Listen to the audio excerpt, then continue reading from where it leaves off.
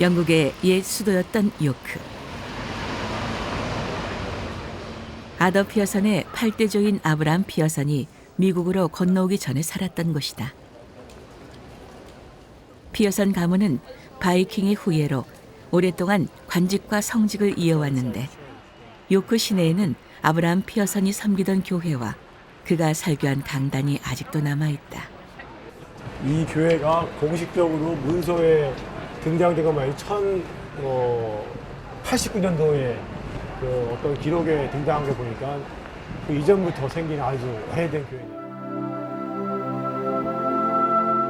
1000년 이상의 세월을 버텨온 교회. 아브라함 피어선이 설교할 당시는 교회의 혼란기였다.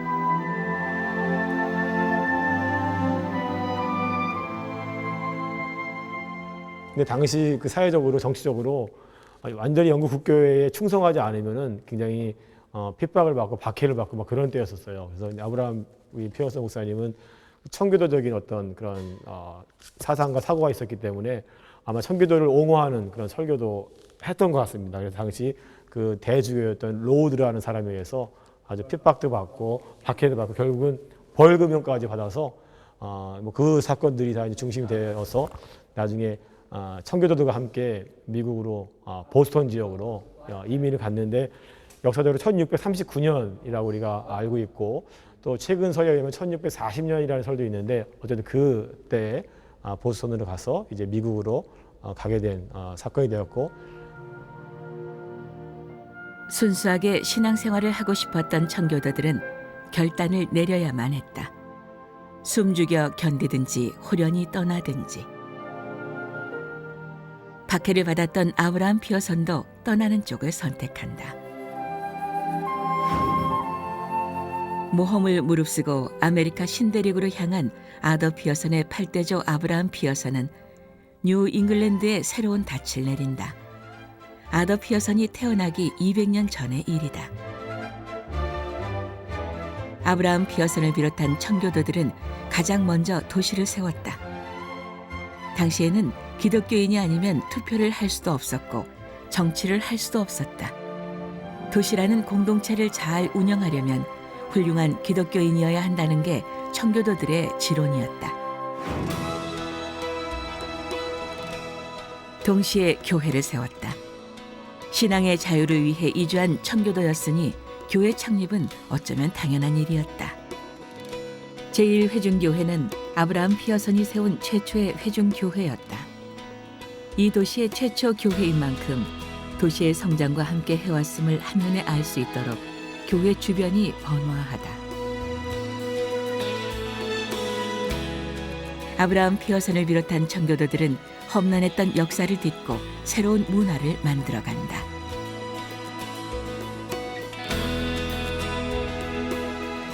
그들은 학교를 세우는 일에도 앞장섰다.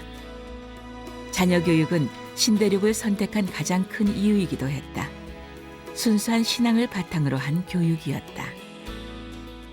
신대륙에 와서 교육을 강조하고 또 학교를 세우고 또 교회를 세워나가면서 그야말로 뉴월드, 새로운 세계를 신앙 안에서 세워가려는 그런 문화였었기 때문에 당시 17세기, 18세기 미국 사회를 이해할 때는 교회와 또 목회자들의 삶, 이 교육 같은 것을 뗄 수가 없는데 아브라함 피어선과 아브라함 피어선 주니어 이 두 목사님들은 굉장히 그런 면에서 교육과 목회 또 학교를 세우는 것들에 대해서 아주 선구자적인 역할을 감당했었습니다.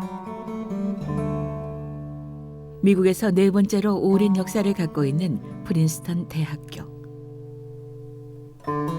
본래 뉴저지 대학으로 출발하였으나 학교의 규모가 커지면서 신학과와 일반 학과로 나뉘어졌고 현재는 프린스턴 대학교와 프린스턴 신학교로 각각 분리되어 운영되고 있는데 설립 이사 중에 한 사람이 아브라함 피어선의 손자 존 피어선이다.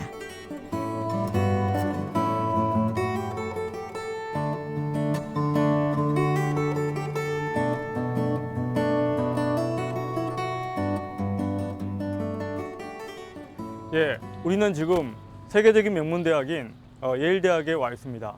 예일대학은 아브라함 피어선 주니어에 의하여 설립되었고 그가 6년간 초대 총장으로 근무하게 된 학교입니다. 그의 7대 손대는 H. 피어슨은 조상인 아브라함 피어슨 주니어의 청교도적 영성 자체를 그대로 이어받아서 미국과 영국과 한국에도 큰 영향을 미친 신앙의 명문 가정이라고 볼 수 있을 것 같습니다. 예일대학 교정에는 피어슨 가문의 숨결을 어렵지 않게 찾을 수 있는데 학교 중앙에 아브라함 피어슨 2세의 동상이 있다. 예일대학의 시작을 알려주는 지성의 탑, 피어슨 가문을 언급하고 있다.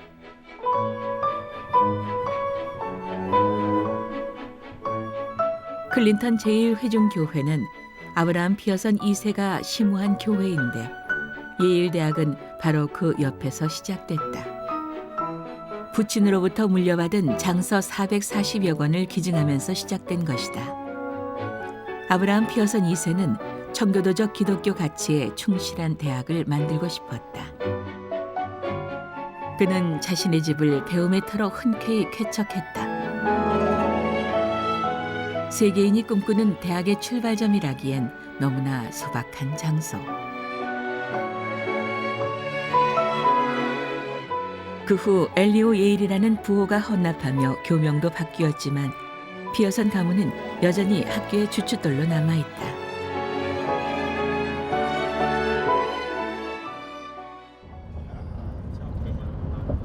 After 1.8 miles, take the exit right, 17A, towards Jersey City.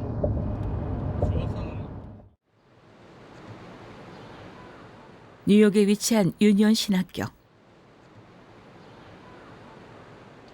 아더 피어슨이 선택한 신학교였다. 할아버지들이 세운 학교가 여러 곳임에도 불구하고 그가 유니온 신학교를 선택한 이유는 딱 하나. 당시 청교도 정신에 가장 충실한 학교라는 판단에서였다.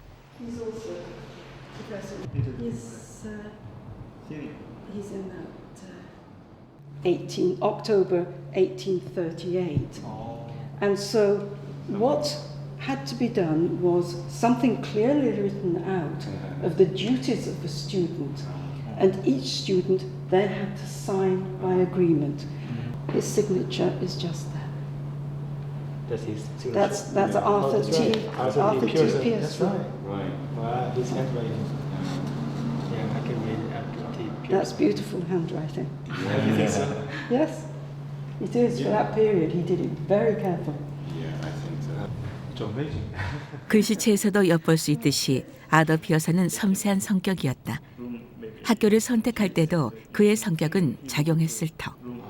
꼼꼼하게 살펴보고 스스로 선택한 학교에서 그는 만족하며 생활한다. A lot of business, but till we get here, the usual diploma was granted to the following persons, recommended by the faculty as having regularly and honourably completed the course of study prescribed in the seminary, namely, and they list all the people, including Arthur Tapham Pearson. A graduate diploma, in other words, the equivalent of the current Masters of Divinity. All we know, because no grades were given, is that he was close to his teachers, the 5 faculty members here, and that he achieved that diploma in the summer, and was given the diploma in the summer of 1860 when he graduated. 평생에 잊지 못할 헨리 스미스 교수도 만난다. 당시 장로교는 신학파와 구학파로 나뉘어져 있었는데 신학파는 교파를 초월한 연합과 일치를 강조하는 장로교 내의 운동이었고 구학파는 장로교의 순수성을 고집했다. 신학파 학자로서 초교파를 강조한 헨리 스미스의 정신은 아더 피어슨에게 고스란히 이어진다. 1860년 봄 유니온 신학교를 졸업하고 목사 안수를 받은 아더 피어슨은 그해 여름 사라 베네딕트와 결혼하며 가정적으로도 안정되어 간다. 아더 피어슨의 목회는 건박한 시골 교회에서 시작됐다.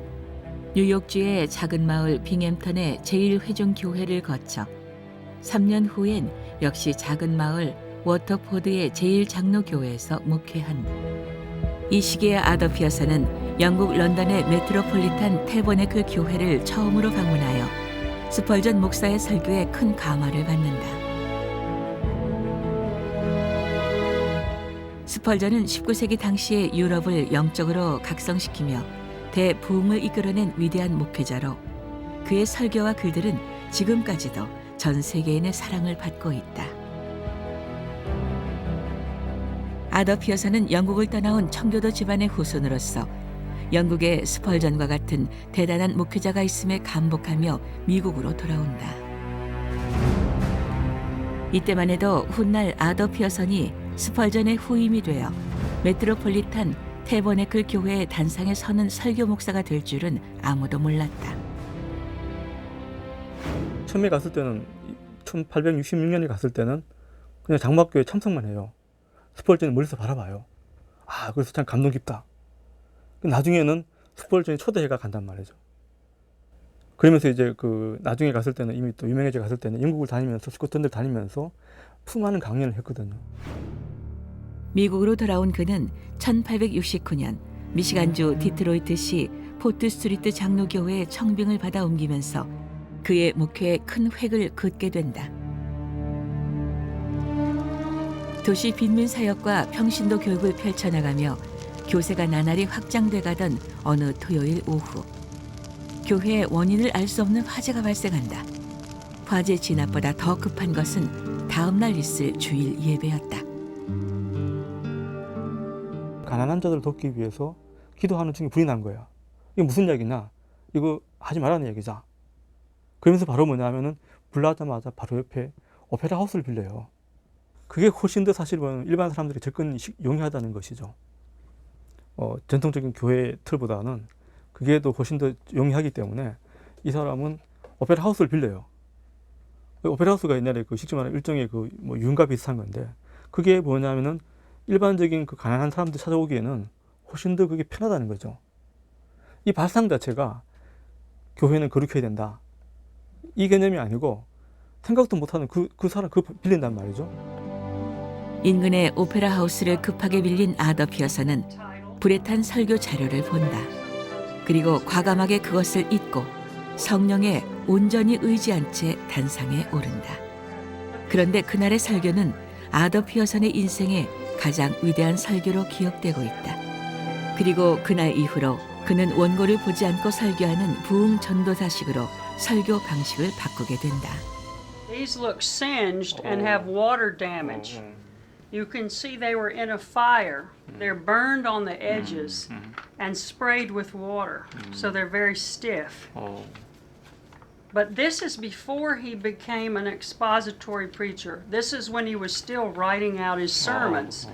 After the fire, he started preaching in a different way without manuscripts. 뿐만 아니라 온전한 예배를 위한 과감한 시도를 한다. 당시 빈곤하던 좌석 지정제를 철폐한 것이다. 교회의 좌석을 미리 지정해놓고 헌금을 받는 것은 그리스도의 정신이 아니란 의미였다. 반대 소리가 높았지만 그는 밀어붙였고 예배자들은 늘어났다. 평생 올고 닫던 아더피 여선 때문에 힘든 적도 많았다. 인디애나폴리스시 제2장로교회에서는 약 1년 정도로 짧게 심호하는 아픔도 겪었다. 교회 증축 문제로 당회와 부딪힌 것이다. 끊임없이 뭔가 스스로 안에 지금 현재 가지고 있는 모순 스스로를 자기가 극복하지 않으면 견딜 수 없는 거예요. 자기 스스로가. 그러니까 그 손해를 볼 수밖에 없었던 것이고 불협화음을 일으킬 수밖에 없었던 부분이 있었다라고 봐요. 그러나 어려운 시기를 잘 참고 넘어서자 그에게는 새로운 기회가 찾아온다. 베다니 교회의 초청을 받은 것이다. 베다니 교회는 백화점 왕으로 잘 알려진 존 워너메이커가 섬기는 교회로 존 워너메이커는 19살 때 주일 학교를 시작해 어린이 사역에 남다른 마음을 갖고 있었다. 그러나 아더 피어선이 베다니 교회를 선택한 것은 존 워너 메이커 때문만은 아니었다. Bethany Church had no rich people. It was made up of immigrants. It had lots of outreach activities and a very weak church government because of lack of leadership. So he moved to that church so that he could be in a transformative urban ministry. 미래는 자녀에게 달려 있다고 믿었던 피어선은 무엇보다 주일학교 교육에 열정을 쏟았다. 어린 아이들을 양육할 교사들을 세우고 도왔으며 효과적인 양육 방법을 끊임없이 연구했다. One of the things Pearson was famous for was using flannel boards and explanatory methods to make the Bible easily understood.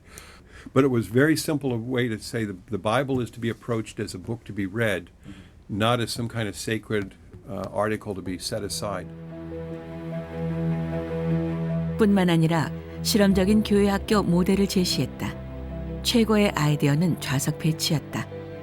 베다니 장로교회는 특이하게도 말 발굽 모양으로 좌석을 배치했다.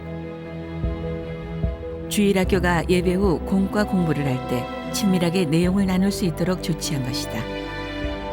100년 전 아이디어란 점이 더욱 놀랍다. During Pearson's time at Bethany, as well as beyond that, but I remember just refreshing my memory, they would have about 1,500 people sort of at the church at 22nd and Bainbridge. But from Sunday to Saturday, they would have 4,000 to 5,000 people through this facility from the community. 이 점에 아더 피어선은 조선에 있는 언더우드의 요청으로 철로 역정을 한글로 번역하여 출판하는 사업을 돕기도 한다. 기독교 문학을 통한 조선의 계몽 운동을 도운 것이다.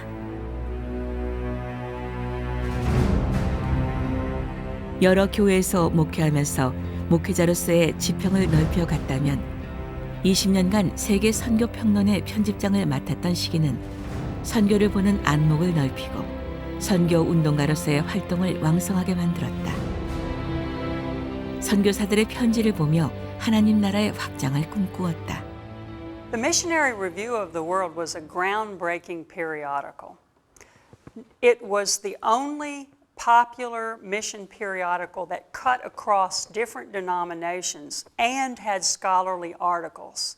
If you go back and read through it, you see it gives you a monthly picture of what's going on around the world in missions, including exposés of groundbreaking social justice issues. 편집장 재임 당시 그는 선교의 기적이란 제목의 글을 발표하는데 지금도 선교의 교과서로 평가받고 있다.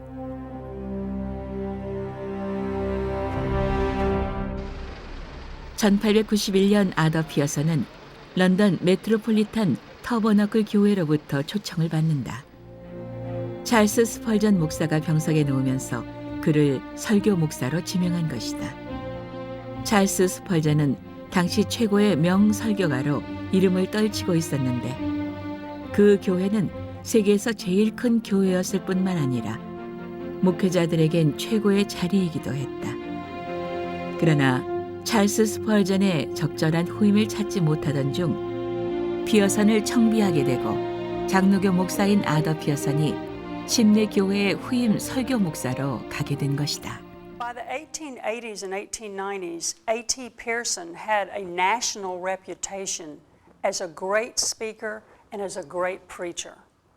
If you read magazines and newspaper accounts of his speaking events, young people loved him. He was a very exciting but also intellectual speaker, a kind of intellectuals evangelist, if you would. And Charles Haddon Spurgeon was pastor of what was then the largest church in the world, a big Baptist church in London. Spurgeon grew ill and needed someone who could continue temporarily while Spurgeon hoped he would recover. And he needed, though, a very, very good preacher to keep together this really big church. So there were not very many preachers with the capabilities like A.T. Pearson. 설교가 아더 피어슨의 명성은 높았다. 세계 선교 평론의 편집장을 하면서 선교를 보는 눈과 복음을 보는 눈이 훨씬 깊어지고 넓어졌던 것이다. 그는 1893년까지 만 2년을 무사히 설교 목사로 헌신하고 귀국한다. 미국으로 돌아온 피어슨은 단임 목회를 하지 않고 영국과 미국의 여러 교회에서 설교 사역을 하며 선교 운동에 매진하게 된다. 또한 침례교 목사이자 선교 운동가인 A.J. 고든과 함께 대관식 찬송가를 작곡하고 노스필드 선교 운동에 함께 나간다. 두 사람은 깊은 교제를 나눴으나 1년 후 고든이 소천하는 아픔을 겪는다. 아더 피어슨은 친구가 세운 보스턴 선교사 양성학교에 제2대 교장으로 취임하여 학교 이름을 고든 선교사 양성학교로 개명하고 친구 고든의 뜻을 잘 받들려고 노력한다. 훗날 이 학교는 빌리 그레이엄에 의해 고든 코넬 신학교로 발전하게 된다. 이 학교의 졸업생으로는 한국의 침례교를 처음 전해준 말콤 펜윅이 있다. 그는 고든과 피어슨에게 영향을 받았고 이들에게서 안수를 받아 조선으로 파송받아 온다. 그런데 1896년 아더 피어슨을 아는 모든 사람들에게 충격을 주는 사건이 일어난다. 장로교회 목사인 그가 침례를 받은 것이다.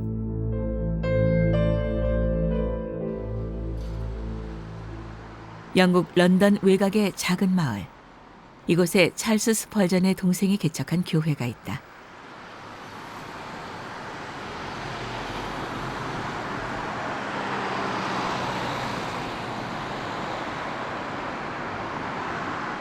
아더 피어슨은 이 교회에서 침례를 받았다. So we can say that this place is the place where the A.T. baptismal pool, and this is where A.T. Pearson. A.T. Pearson would have been baptized. Hundreds years ago. 1896. Yeah, I think so. 96, that's right. Yes, yes. So you know, it's not changed. The church building hasn't changed. Same. 피어슨이 받은 침례조는 당시 모습 그대로 보존돼 있다. 100년의 세월이 전혀 느껴지지 않는다. Pearson making this decision to embrace believer baptism was a huge decision for him. Having been a Presbyterian minister in some significant Presbyterian churches outside of Philadelphia and Detroit, and now he is at Spurgeon's Baptist Tabernacle, and he makes the decision that he is going to undergo baptism by immersion. You can only imagine the spiritual tension that he felt, the theological tension that he experienced. 피어슨 목사님 개인 내 고백은 이것은 그거하고 전혀 관계없고 그 자기 마음을 좀 어떻게 표현할 수 있었으면 좋겠다. 이것은 지극히 하나님 앞에서 개인적인 그런 고백의 표현이다. 이렇게 얘기를 했던 걸 볼 수 있어요. 장로교회와 회중교회에서 오랫동안 존경을 받아온 목회자가 침례를 받았다는 소식은 큰 파장을 불러일으켰다. 교계가 등을 돌렸고 따랐던 교인들도 그를 보는 눈이 달라졌다. 끝까지 자기는 이게 더 성경적이었기 때문에 신앙으로 놓고 봤을 때 신앙적으로 내가 이것이 더 맞다고 생각했기 때문에 한 것이지 장로교에 대한 어떤 폄하를 위한다든지 이 개념도 전혀 아니었다라고 계속 얘기하는 것으로 봐서 장로교 안에서 이제 어떤 본인 스스로의 어떤 신앙적인 결단 이것 때문에 했고 교계와 세인들의 의견이 분분했지만 정작 피어슨 본인은 침묵했다. 그에게 중요한 것은 사람들의 평판 그 이상을 뛰어넘는 것이었다. 하나님께 나의 성화를 보여드린 형태가 침례로 나타났을 뿐이었다.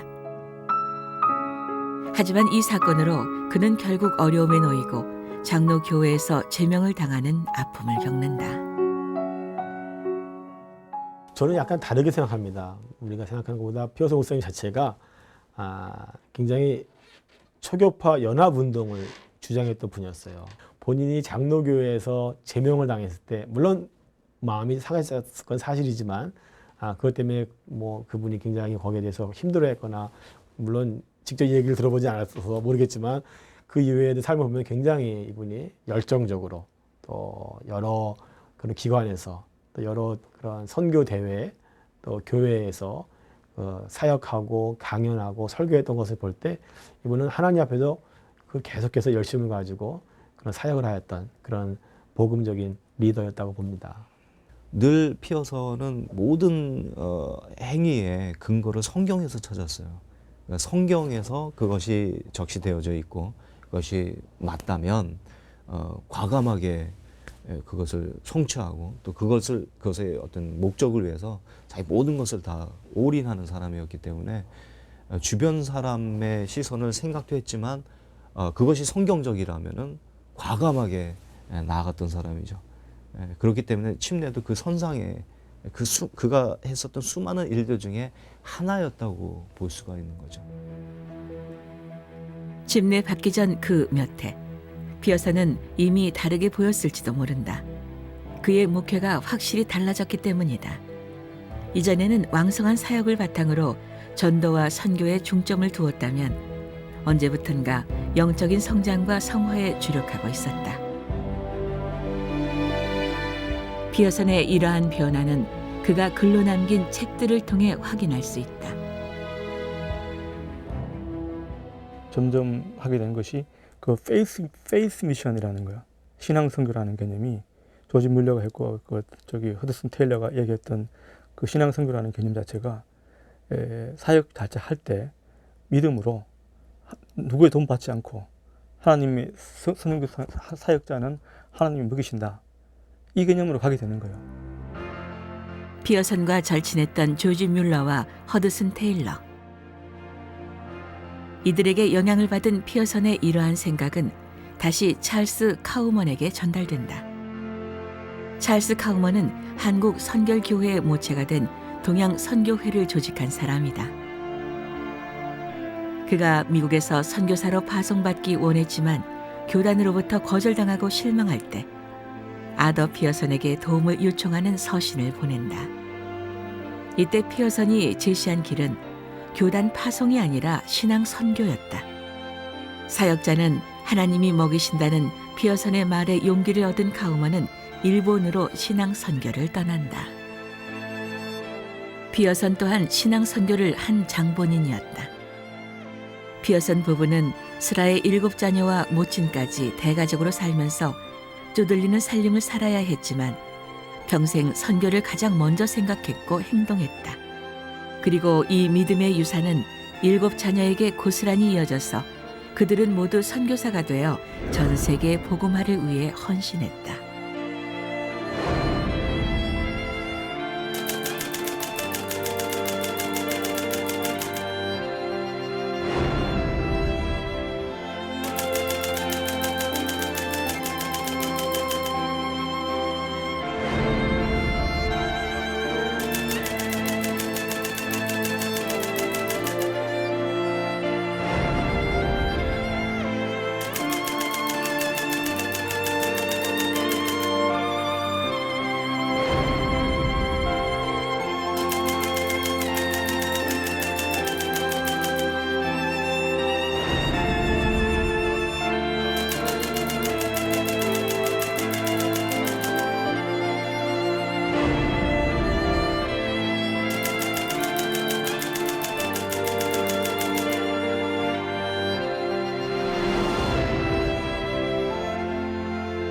아더 피어선의 노년은 신앙 선교의 전형을 보여준다.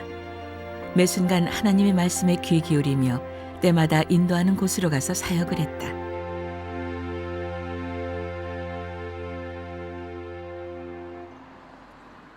피어선의 인생 후반기를 만날 수 있는 영국의 작은 마을 캐직.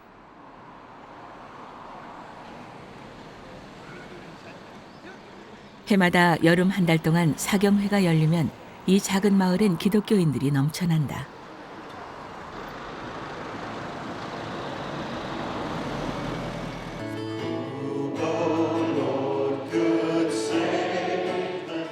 캐직 사경회는 그리스도 안에서의 변화된 삶을 주제로 한다. 1875년부터 140년 가까이 변함없이 이어져 오는 메시지다.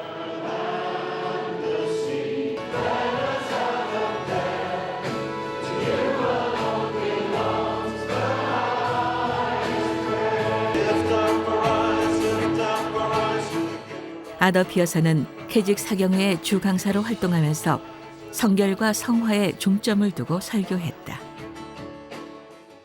1911년 돌아가실 때까지는 순회 사역자였다. 교회에서 초청이 오면은 가서 설교하시고 또 여러 컨퍼런스, 선교 대회라든가 또 성경 연구하는 그런 모임에 가서 강사로 참여를 하셨고 마지막에 그 10년 정도에는 특별히 캐직 대회 사경회에 1897년부터 1909년까지니까 12년 동안 매년 대서양을 건너서 캐직 대회 강사로 참여하시면서 그 캐직 영성은 성결, 성화 이런 영성이거든요. 캐직 사경의 한쪽엔 예수 안에서 하나여야 한다는 현수막이 있다. 아더 피어선이 설교한 내용으로 그는 비록 지금은 없지만 그의 채취를 느끼게 해준다. 아더 피어선은 이곳에서 산업화 과정에서 몸도 마음도 지친 사람들, 도시화 과정에서 실패하고 고민이 많은 사람들에게 이 세상의 삶이 어때야 하는가를 끊임없이 설파했다고 전해지는데 100년 후를 살아가는 현대인의 심금을 울린다. 그리고 그들은 또 한 번 감사와 기쁨을 되찾고 돌아간다.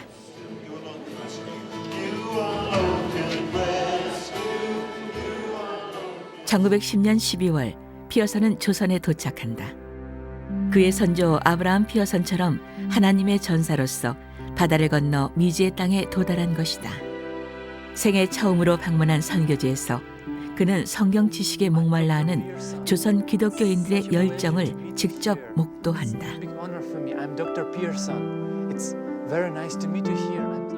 조선의 선교사들에게 정규 성경학원 설립을 약속하는데 그것이 그가 이 땅에서 하나님의 뜻을 받든 마지막 사명이 되었다. 미국으로 돌아가고 얼마 되지 않아 아더 피어선이 소천을 하고 그의 장례 예배에는 다양한 사람들이 모였다. 예수 안에서 하나가 되자는 그의 생전의 소망이 비로소 이루어진 셈이다.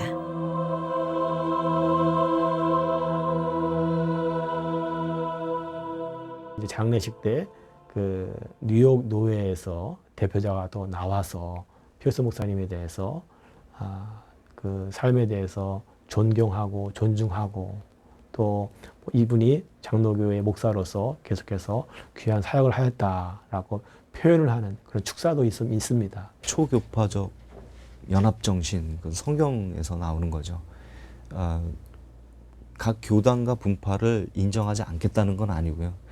미세한 신학적 차이가 있음에도 불구하고 오직 하나의 목적을 위해서 교회와 교단은 하나가 되어야 된다는 사상이 굉장히 절실했다는 겁니다. 그 하나의 목적이 바로 선교였고 복음 전도를 위해서 모든 교회가 하나로 연합되어져야 된다. 아더 피어선은 13,000여 편의 설교와 70여 권의 저서 그리고 그 외에도 많은 글들을 남겼다. 아들 델러반 피어선은 아버지의 유작들을 도서관 여러 곳에 분산하여 맡김으로써 아버지 아더 피어선의 숭고한 뜻이 지속되길 소망했다. 피어선 박사는 성경에 있는 것들을 모든 진리를 진리로 믿고 사실로 믿고 그래서 변증하는데 자기 온 삶을 바쳤기 때문에 복음주의자라고 우리가 정의할 수가 있는 거죠. 연합, 초교파적인 연합 운동, 그것도 다 성경에서 찾아낸 원리에 대한 실천이었을 뿐입니다. 자기가 가지고 있는 확신 속에서 그런 성령의 인도하심에 민감하게 기도하는 가운데 그때 결정해 갔던 그런 삶의 모습을 볼 때, 그 삶의 궤적을 볼 때 굉장히 오늘날 우리 한국 교회에 이분의 그 삶과 사역이 정말 거론하는 것이 필요하고 우리가 이분을 통하여서 많은 것들을 배울 수 있다라고 저는 봅니다. 그분의 개인의 삶은 우리와 똑같이 한 아내의 남편이고 여러 자녀의 아빠고 교회를 목회하는 목회자고 또 여러 동료들 사이의 친구로서 또 많은 기쁨과 슬픔, 모함과 뭐 이런 여러 그 희노애락을 이렇게 같이 겪으며 살았던 그 시대의 한 분이었다. 그래서 우리가 피어슨 목사님의 그 삶의 모습을 통해서 이 시대를 살아가는 우리의 삶의 지혜를 좀 배웠으면 좋겠다. 피어슨 이 원래 하려고 했던 그 약자들, 여성들, 평신도, 가난한 사람들을 위해서 어떤 교육을 어떻게 하고 있는가, 이게 상당히 고민이에요. 우리 사실 굉장히 고민하고 있는 그런 부분에 대한 고민을 하고 있습니다.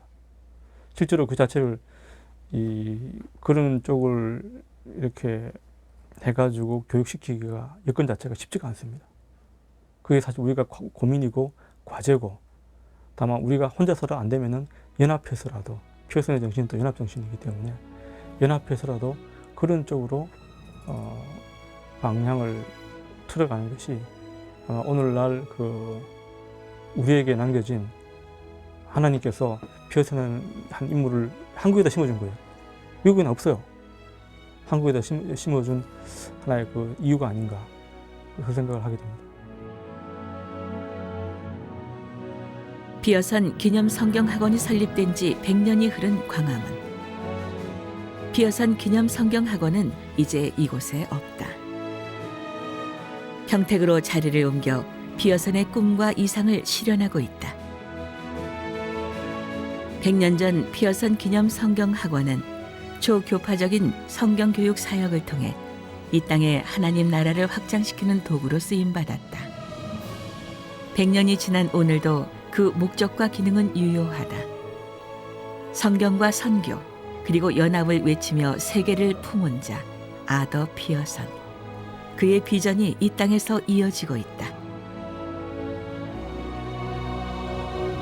그리고 바다를 넘어 미지의 나라와 민족에게 선교하고자 하는 청년들을 준비시키는 교육 사역을 통해 그의 비전은 앞으로도 계속 이어질 것이다.